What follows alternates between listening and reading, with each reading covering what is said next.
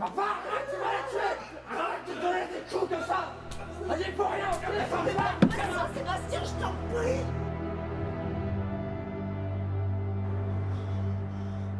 Je vais devenir aveugle.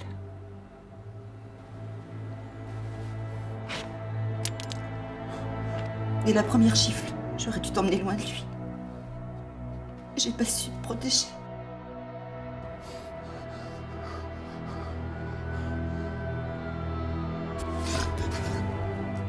Tellement désolée. Faut que je fasse une dernière chose avant de partir. Fais pas quelque chose, tu vas regretter ça.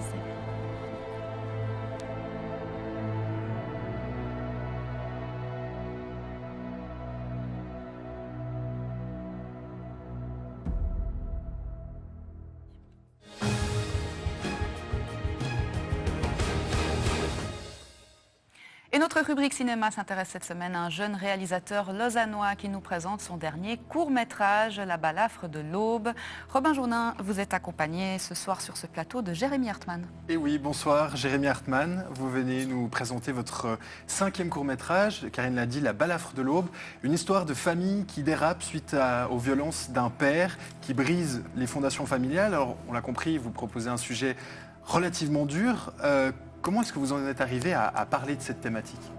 En fait, un jour, j'ai été témoin d'une agression dans la rue. Donc, un homme a empoigné violemment ce qui semblait être sa conjointe.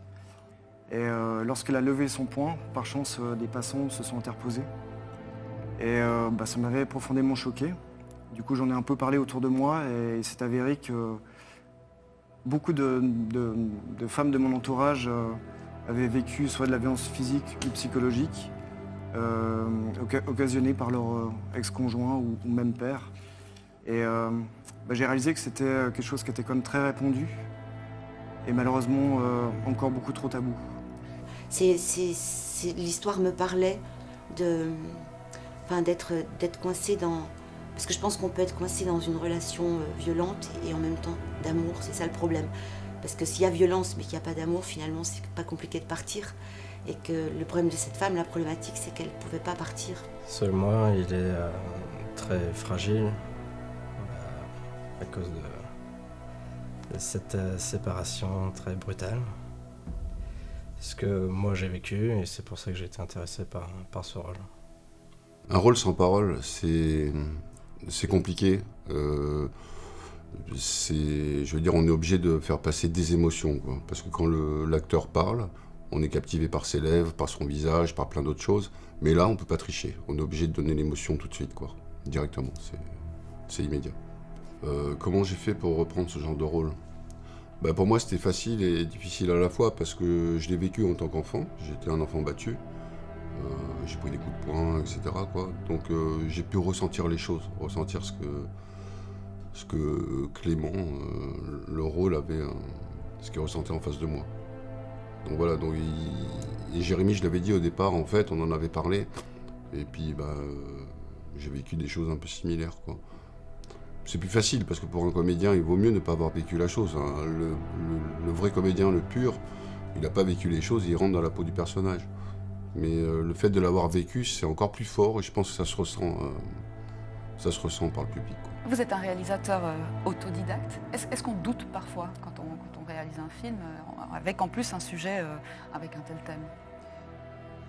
D'autant plus que c'est quelque chose que j'ai pas vécu directement. Donc forcément, j'avais l'impression de ne pas être légitime au départ. Et je pense être quelqu'un d'empathique et humaniste. Et le fait d'imaginer qu'une femme ou un enfant puisse vivre ce genre d'acte me révolte. Donc j'ai eu le besoin, voilà, d'en parler par instinct et suite à ce que j'avais vu et entendu. Mais ça m'a beaucoup touchée parce que ce que ça racontait, en fait, c'était quelque chose qui résonnait beaucoup, voilà, parce que j'avais pu approcher ça dans ma vie personnelle et que c'était bien aussi. Enfin, voilà, ça me parlait. Je voyais très bien où il voulait en venir et Et travailler avec lui dans cette sensibilité-là et dans cette justesse-là, c'était quelque chose qui était aussi important pour moi. Parce que je savais aussi qu'on n'allait pas se perdre dans des choses, que c'était carré en même temps. Il fallait aller dans quelque chose de violent et de tortueux, mais en gardant un côté professionnel très carré. Donc ça me plaisait beaucoup, ça. Alors il m'a découvert sur les réseaux sociaux suite à des répétitions filmées de théâtre. Et il avait été intéressé. Et voilà, on a entretenu par rapport aux réseaux sociaux. Voilà. Il m'a envoyé son scénario et puis forcément j'ai adoré. Voilà. Et on s'est rencontrés ensuite à Paris, il me semble.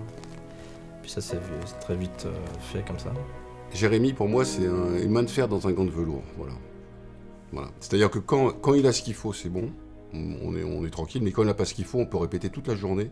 Il en a rien à foutre, il faut qu'on se soit en boîte, quoi. Comment est-ce que Jérémy dirige les comédiens ?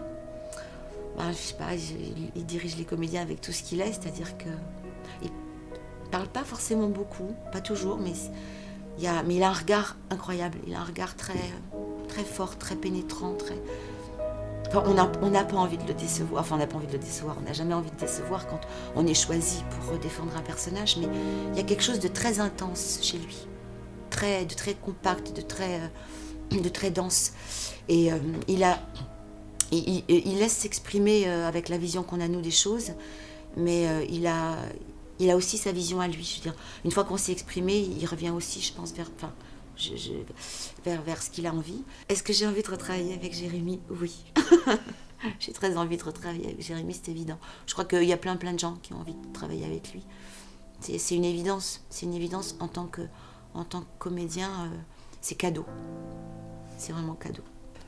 C'est un très bon metteur en scène et surtout un directeur d'acteurs. C'était vraiment un grand plaisir d'être dirigé par lui. Et c'était aussi mon premier court-métrage en tant que comédien et je pouvais pas rêver mieux. Il sait diriger les acteurs dans le sens où il connaît la sensibilité des acteurs et il veut pas les brusquer, quoi. Il sait que nous on est assez fragiles, comme le disait Clément, et voilà, on a besoin d'être un peu bercé, quoi. Le message que j'aimerais faire passer à travers ce film, c'est qu'il faut toujours rester fort. C'est compliqué pour un enfant qui est entre ses parents comme ça et qui est confronté à la violence. Soit il devient violent, soit il devient plus intelligent et ce qui lui permettra de gérer la situation et de gérer d'autres situations plus tard dans son avenir, comme ça. Voilà, moi on me dit de quelqu'un d'assez violent intérieurement et je me sers de ça dans mon jeu maintenant.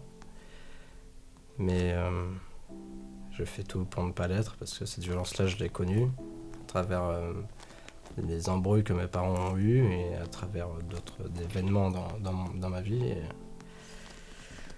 voilà, faut rester fort et prendre sur soi et gérer.